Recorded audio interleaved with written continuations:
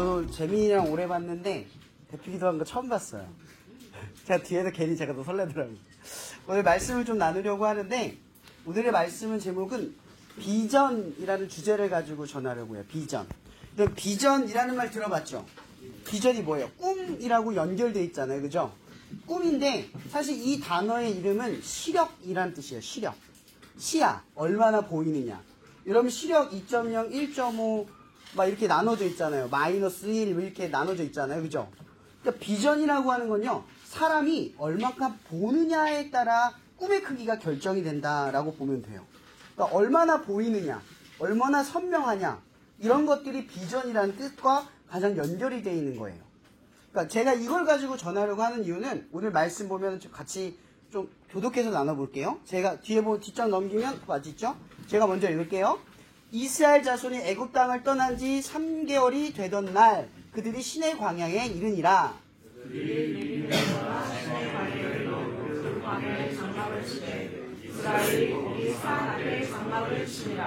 모세가 하나님 앞에 올라가니 여호와께서 산에서 그를 불러 말씀하시되 너는 이같이 야곱의 집에 말하고 이스라엘 자손들에게 말하라. 내가 애굽 사람에게 어떻게 하였은가? 내가 어떻게 독수리 날개로 너희를 얻어 내게로 인도하였음을 너희가 보았느니라. 세계가 다 내게 속하였나니 너희가 내 말을 잘 듣고 내 언약을 지키면 너희는 모든 민족 중에서 내 소유가 되겠고 같이 읽을게요.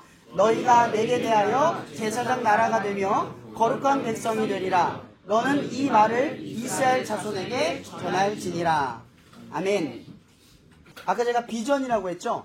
그러면 하나님의 나라, 그 나라의 백성으로 부른 하나님의 비전이 있어요. 그 비전이 뭐냐면 먼저 부른 사람들, 그러니까 하나님의 자녀가 되기로 마음먹은 사람들, 그 믿음을 갖고 시작한 사람들을 하나님이 비전을 주세요. 그 비전이 뭐냐? 제사장의 나라, 그러니까 제사장으로 세우겠다라고 하는 거죠. 그러니까 한 사람 한 사람이 내가 하나님을 믿을게요, 내가 예수님을 믿을게요 하는 말은 그냥 나 믿었으니까 믿는 것에서 끝나는 걸 의미하는 게 아니라 믿는데 동시에 뭐가 주어지냐? 비전이 있다는 거죠. 비전. 어떤 시야로 보냐? 제사장의 시야로 본다는 거죠. 여러분들이 가끔 학교에서 수업하다 보면, 활동하다 보면, 선생님들이 이해가 되지 않을 때가 있을 거예요. 그죠? 반대로, 선생님들도 여러분이 봤을 때, 여러분이 이해되지 않을 때가 있을 거예요.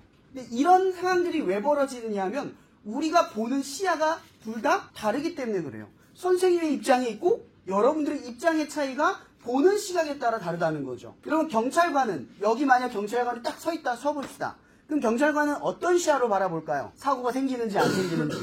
질서를 유지하는 데 집중을 하겠죠. 그죠? 만약에 교장선생님이 딱 계신다고 생각해 봅시다. 그럼 교장선생님은 학생의 시선 속에서 여기를 바라볼까요? 우리 학생들이 어떻게 예배를 드리고 모임을 갖는지 그걸 관찰하면서 보실 거라는 거죠. 제가 왜 이런 얘기를 하냐면 하나님께서 비전을 주시는 거예요. 어떤 시야를 갖도록. 내가 어디를 가면 뭐만 보여. 준영이가 드럼을 잘 치잖아요. 그죠? 드럼을 지금 배우고 있는데 기타를 좀 하고 있어요. 악기에 관심이 생기기 시작하면요. 다 뭐만 보이는 줄 아세요? 악기만 보여요. 뭘 다 지나가도 누가 악기 들고 있으면 뭐지? 쳐다보게 돼요. 여러분 게임 좋아하죠? 좋아하는 게임을 누가 얘기하면 어때요? 귀가 열리죠? 누가 롤이라도 얘기하던가 어떤 스텔라블라이드인가요? 그 게임이 유명하다 그러는데 그걸 들으면 나도 모르게 고개를 돌리고 시야를 열게 되죠. 마찬가지로 하나님의 자녀가 된다는 것, 내가 하나님을 믿기로 마음을 먹는다라는 건 또 다른 시야가 열린다라는 뜻이에요. 근데 이스라엘 사람들이 지금 보세요. 출애굽을 했어요. 성경에서 보면 여기가 출애굽이라는 뜻이거든요. 엑시더스, 그러니까 해방되다라는 뜻이거든요. 나오게 되다 이런 뜻이에요. 그들이 출애굽 애굽에 있을 때 그들의 신분이 뭐였죠? 노예였어요. 노예. 근데 그들이 노예였는데 성경에 있어서 그들이 핍박을 받았다는 얘기는 있지만 그들이 궁핍하거나 굶었다거나 삶이 어렵다라는 내용을 본 적 있어요? 성경에서? 없어요. 이 얘기는 뭔지 아세요? 애굽이 먹고 살만했다 이 뜻이에요. 근데 다만 뭐가 있었다? 차별에 그리고 신분에 구분이 있었다라는 거예요. 그들이 아무리 노력해도 뭐예요? 먹고 살기는 풍족하지만 안정적이고 살기엔 부족함이 없지만 뭐예요? 비전이 자라나지 못하는, 시야가 막혀있는 삶을 살았다 이 뜻이에요. 근데 출애굽을 했어요. 제가 예전에도 한번 그 얘기했지만 하나님이 이집트 안에 있는 히브리 민족, 그러니까 잡족, 나중에 이스라엘 자손이 될 그 민족들을 하나님 멱살 잡고 이렇게 끌어갔나요? 절대 성경 그렇게 얘기하지 않아요. 10가지의 재앙을 조금씩 보여주면서 뭘 이야기하냐면 계속해서 믿음을 갖도록 그 재앙의 사건 속에서 이스라엘이 점점 믿음을 갖는 이야기가 등장을 해요. 처음에는 온 지방의 재앙이 떨어져요. 근데 나중 가니까 점점 이스라엘과 어디에요? 애굽 사람 사이에 구분이 생겨요. 애굽에는 재앙이 생기는데 이스라엘 사이에 안 생겨요. 점점 이런 구분이 생기기 시작을 하면서 마지막 종말에 뭐가 있냐면 하나님께서 첫태생을 죽인대요. 그리고 이 히브리 사람들에게 믿음을 앞으로 9가지 재앙을 통해서 믿음을 주셨잖아요. 그래서 이렇게 얘기해요. 문설주에 어린 양의 피를 바르면 죽지 않을 거야. 이렇게 말씀을 하신 거거든요. 그래서 이 히브리 민족들이 문설주에 피를 발라요. 근데 이런 생각을 한번 해봐요. 다 그랬을까요? 여러분 이거 상식적인 이야기예요. 문설주에 어린 양 피를 바르면 안 죽는다는 거 미신 아니에요? 여러분들에게 상식적으로 들리세요? 안 들려요. 그 사람들한테도 안 들리는 거예요. 근데 하나님이 시켰으니까, 하나님이 그렇게 상식적이지 않아도 하라고 했으니까 그 행동은 뭐 때문에 한 거죠? 믿음 때문에 한 거예요. 문설주에 피를 발랐어요. 그때는 그 다음날 어떤 일이 벌어져요? 이스라엘 자손들은 살았는데 애굽의 사람들은 죽어요. 그것을 통해서 이제 하나님이 어떤 분인가를 이스라엘 사람들이 알기 시작을 해요. 근데 여기서 더 중요한 게 있어요. 그럼 하나님이 이 히브리, 이스라엘 사람들을 어떻게 끌고 간 거죠? 말씀으로 끌고 간 거예요. 내가 너희를 오늘 말씀처럼 하나님의 백성으로 나아가게 하겠다. 약속을 하신 거예요. 그래서 이 히브리 민족이 그러니까 애굽을 떠나서 하나님을 따라가기로 시작을 한 거죠. 근데 하나님을 처음 따라갔던 땅이 어디예요? 광야예요. 아무것도 없어요. 이건 뒤돌아보면 애굽이 뭐예요? 먹고 살기에 부족함이 없다고 했잖아요. 차별과 구분, 비전이 막혀있긴 했어도 먹고 사는 데는 아무런 문제가 없어요. 근데 그것을 그들이 떠났어요. 애굽을 떠났어요. 왜 떠났죠? 맞아요. 노예 신분 얘기했지만 왜 떠났어요? 애굽보다 누가 더 낫기 때문에? 하나님이 더 나은 분이기 때문에. 애굽을 굴복시킨 하나님을 보았기 때문에. 애굽에 그쳐있는 그 애굽보다 온 열방을 만드신 하나님을 보았기 때문에 이스라엘이 쫓아간 거예요. 그러니까 이 쫓아감은 하나님을 세상 그 어떤 것보다 큰 분이라는 걸 알았기 때문에 쫓아간 거지, 그분을 쫓아가면 앞으로 애굽보다 더 잘 먹고 잘 살 거라는 기대감으로 쫓아간 게 아니라는 거예요. 그들이 쫓아간 이유는 믿음 때문에 쫓아간 거죠. 여러분 세상이 여러분들에게 주는 거 있죠. 성적을 믿으면, 여러분 좋은 성적 한번 딱 거두고 나면 어때요? 그 성취감이 얼마나 가죠? 잠깐 가요.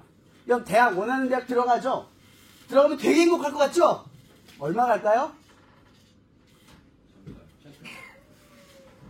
원하는 걸 얻으면 그 기쁨은 얼마나 갈까요? 매번 경험했을 거예요. 한 번 얻으면 계속 또 뭔가를 요구하고 얻는 여러분들의 그 갈증 어린 모습을 봤어요. 여러분 이 애굽이 상징하는 건지 뭔지 아세요? 바로 이 세상을 말하는 거예요.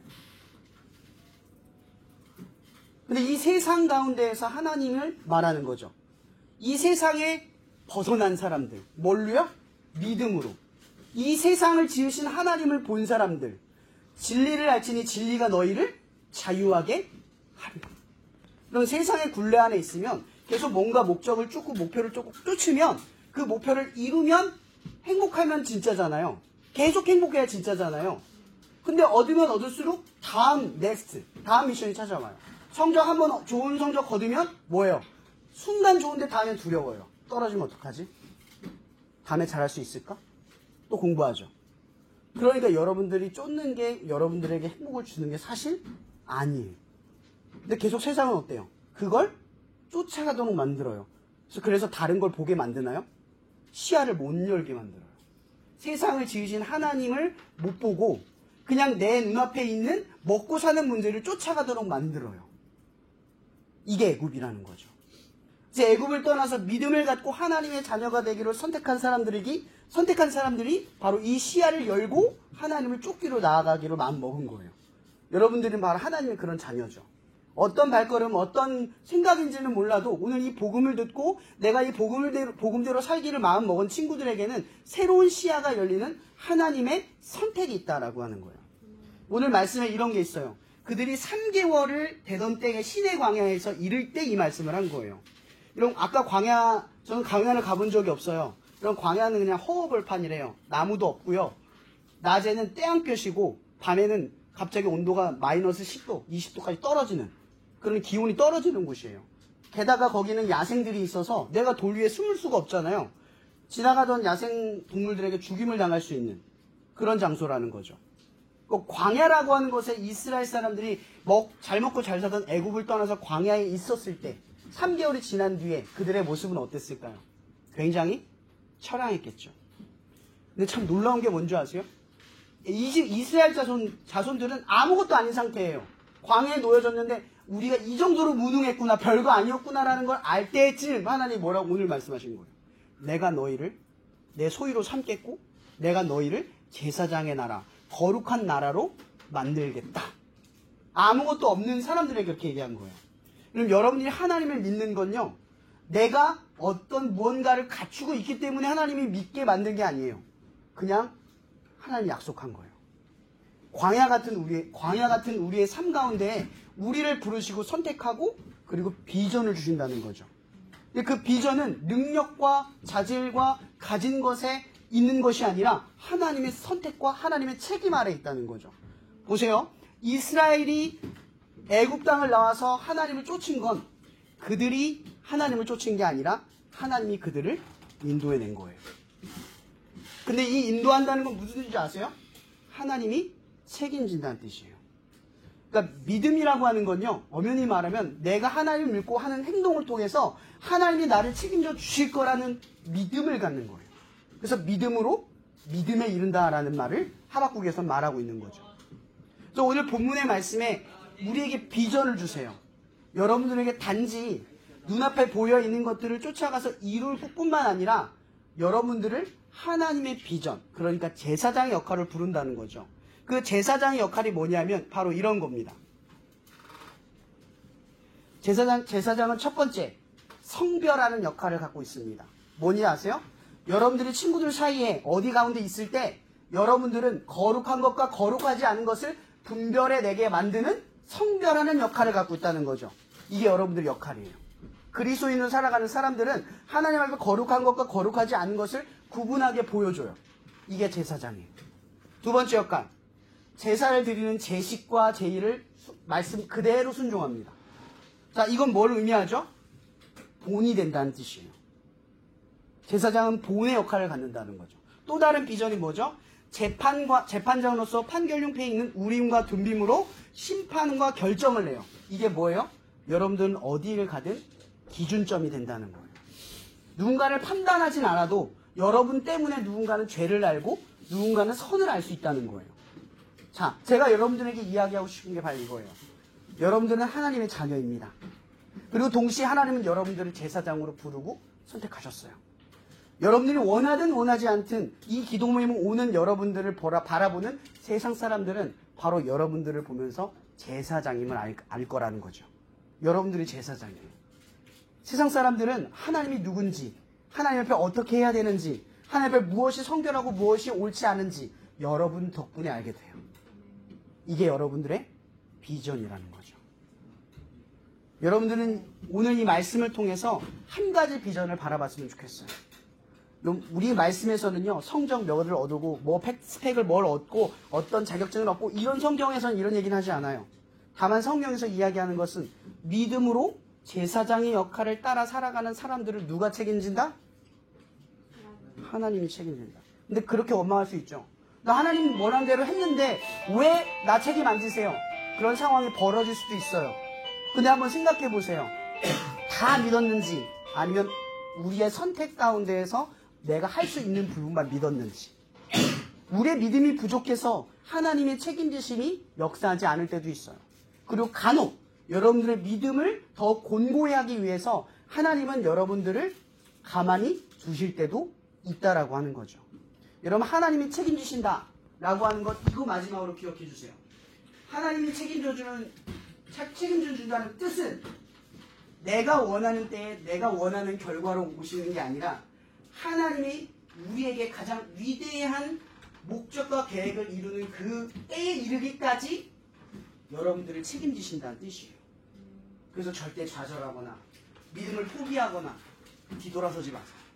끝까지 가보지 않은 사람들이 알지 못하는 이 믿음의 비결을 여러분들의 삶 가운데 이어가시길 축복합니다. 그리고 끝으로 이 말만 할게요. 여러분들은 제사장입니다.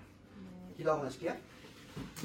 하나님 감사합니다. 오늘 우리 친구들이 하나님의 또 다른 비전, 그러니까 우리의 삶의 가장 근본적인 비전, 내가 성적을 올리든 꿈을 올리든 자격증을 따든 어떤 대학에 입시를 가든 그 모든 기준이 우리가 제사장임을 아는 하나님의 그 특별한 비전 가운데 살아갈 수 있는 그런 하나님의 말씀이 오늘 가운데 선포되어 싸우니 하나님, 우리 친구들이 하나님을 믿고 나아가는 그 여정 중에 제사장을 책임져 주시고 제사장을 선택하신 하나님 앞에 온전히 살아갈 수 있도록 주님 붙들어 주시고 함께 해주시고 하나님의 때에 이르기까지 흔들리지 않도록 굳건케 하여 주시옵소서. 주께서는 심지가 견고한 자를 지키시리이다 라는 말씀처럼 우리 친구들을 지켜줄 줄 믿사오며 살아계신 예수 그리스도 이름으로 감사하며 기도합니다.